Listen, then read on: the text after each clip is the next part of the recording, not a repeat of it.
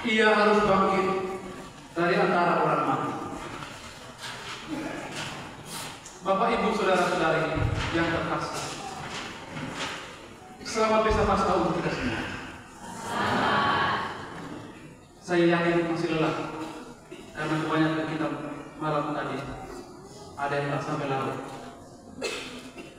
Ini terlihat dari wajah bapak-bapak. Kalau wajah ibu kurang, wajah bapak-bapak ini tampak sekali. Termasuk bapak-bapak anggota tua.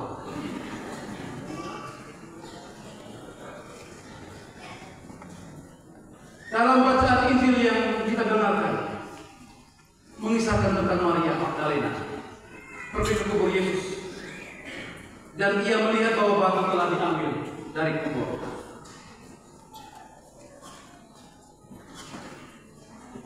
Kebangkitan Yesus dipahami oleh semua umat yang percaya, orang-orang Kristen, sebagai hal yang sangat penting bagi kekristenan.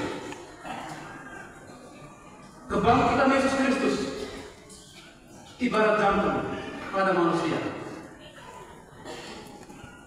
Begitu pula Paskah, kebangkitan Kristus adalah jantung bagi kekristenan. Tanpa jantung, manusia tidak hidup. Demikian juga tanpa kebangkitan, tidak ada kekristenan. Itu sebabnya Rasul Paulus pernah mengatakan, tetapi andai kata Kristus tidak dibangkitkan, maka sia-sialah pemberitaan kami, dan sia-sialah juga kepercayaan kami.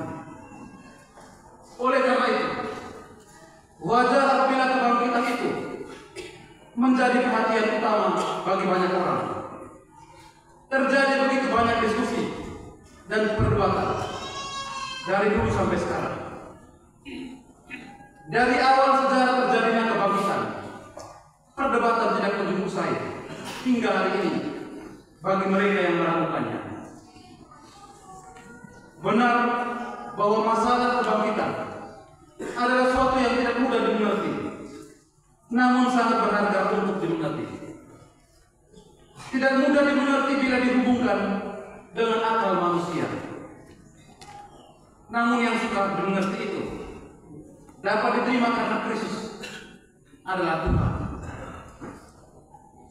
Akal yang terbatas tidak akan dapat menjelaskannya, karena kebangkitan itu adalah pekerjaan Dia yang tidak terbatas dan tidak dapat dibatasi oleh apapun. Kebangkitan adalah pekerjaan Bapa di surga.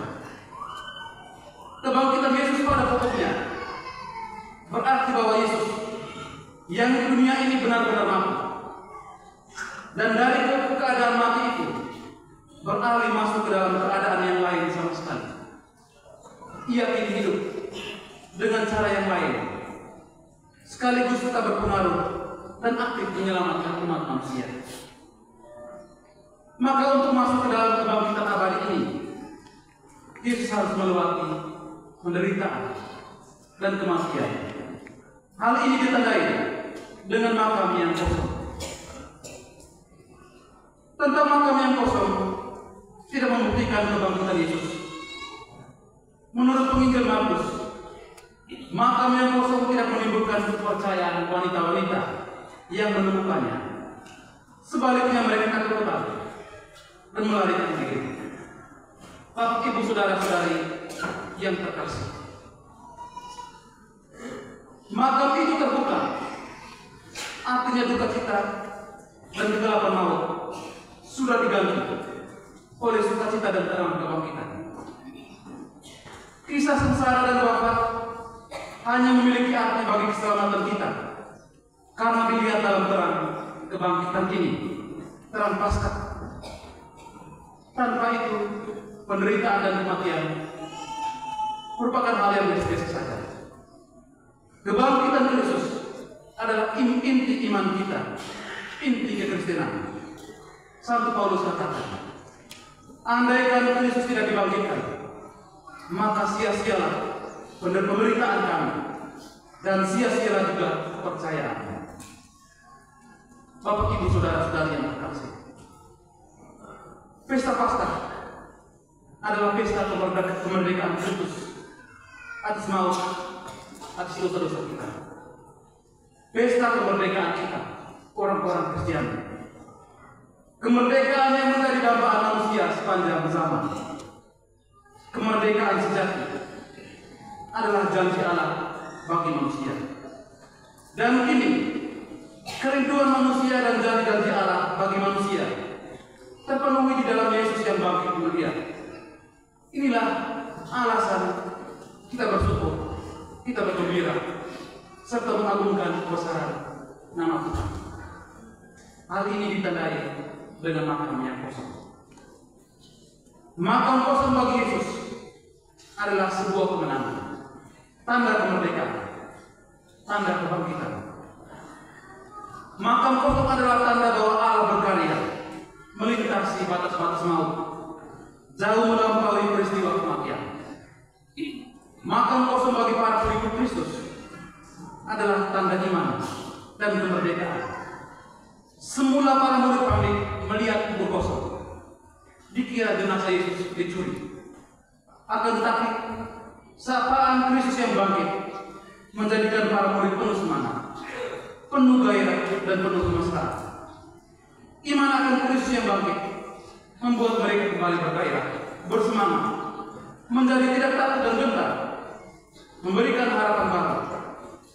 Ada kegembiraan, ada sukacita, ada kekuatan baru, ada hidup baru. Bahwa penderitaan dan kematian sebagai arah baru menuju Allah yang hidup, bukan lagi menuju binasa, tetapi penderitaan dan kematian adalah jalan menuju kehidupan yang kekal. Ada masa depan. Manusia diajak menjadi manusia baru, memiliki hati terbuka, penuh iman, menjadi manusia-manusia kebangkitan, manusia Paskah. Bagi kita orang beriman, orang Kristiani, pengikut Kristus, makam kosong menjadi tanda iman dan tanda kemerdekaan kita. Kita merayakan kemenangan kita atas kuasa dosa dan maut dunia ini. Kristus yang bangkit membangkitkan iman kita agar kita percaya kepadanya sebagai harapan tunggal kita, membuat kita berani, tidak putus asa ketika mengalami pengalaman salib dalam hidup kita dan penderitaan-penderitaan. Kebangkitan Kristus menjadikan kita manusia Paskah, manusia kebangkitan yang memberikan harapan, bukan janji palsu. Mari biarkan Tuhan bertindak dan melakukan hal yang besar dalam ketidakberdayaan kita. Membiarkan Tuhan menggulingkan batu besar dari hati kita, batu kesombongan, batu iri hati, batu gosip-gosip.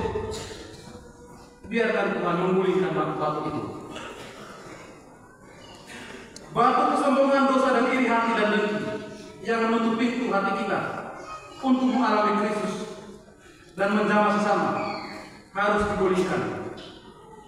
Paskah membawa kegembiraan dan perubahan dalam diri manusia agar mampu mencintai sesama, mampu mewujudkan iman dalam kehidupan sosial, dalam kehidupan bersama saudara-saudara di sekitar kita. Semoga hati kita pun menjadi kubur yang kosong, yang terbuka, agar terisi sepenuhnya oleh terang kebangkitan Kristus yang membangkitkan.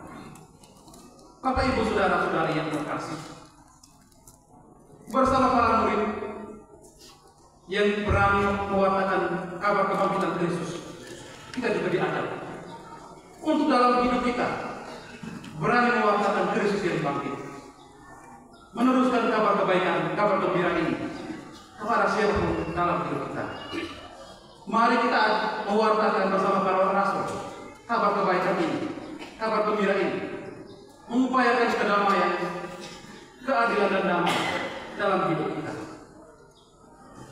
Semoga kita sekalian dengan diterangi oleh cahaya Kristus yang Paskah,